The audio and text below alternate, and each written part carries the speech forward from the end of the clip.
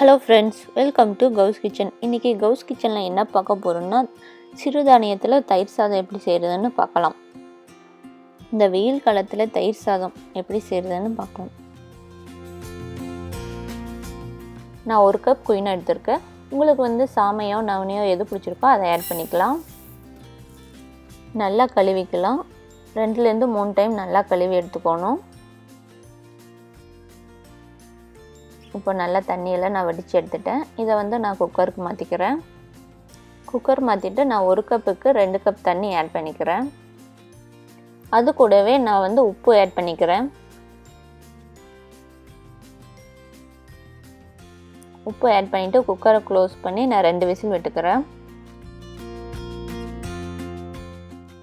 தயிர் தாளிக்கிறதுக்காக நான் 2 ஸ்பூன் எண்ணெய் விட்டுருக்கேன். அது கூட ஒரு 1/4 டீஸ்பூன் கடுகு ஆட் பண்ணிக்கிறேன். கடலைப்பருப்பு, உளுந்தம்பருப்பு, அது கூடவே சீரகம் கொஞ்சம் ஆட் பண்ணிக்கிறேன்.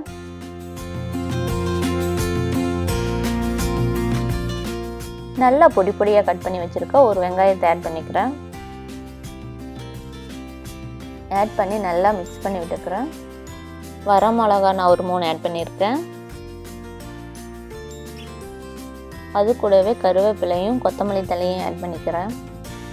2 பச்சை மிளகா நான் நல்லா பொடி பொடியாக கட் பண்ணி வச்சுருக்கேன், அதை ஆட் பண்ணிக்கிறேன்.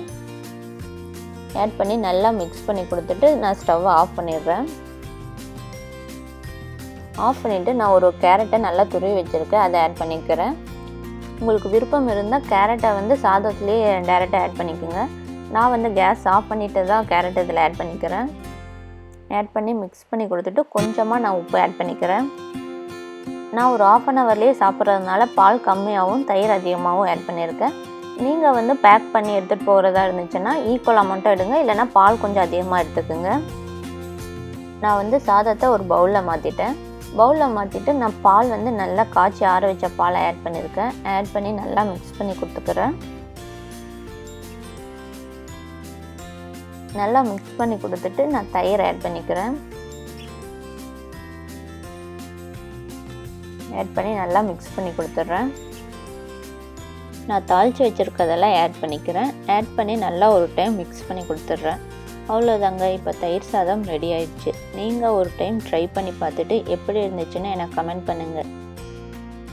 இந்த வீடியோ உங்களுக்கு பிடிச்சிருந்தா லைக் பண்ணுங்கள், கமெண்ட் பண்ணுங்கள், ஷேர் பண்ணுங்கள். மறக்காமல் கவு கிச்சனுக்கு சப்ஸ்கிரைப் பண்ணி பக்கத்தில் இருக்க பெல் பட்டனை கிளிக் பண்ணுங்கள்.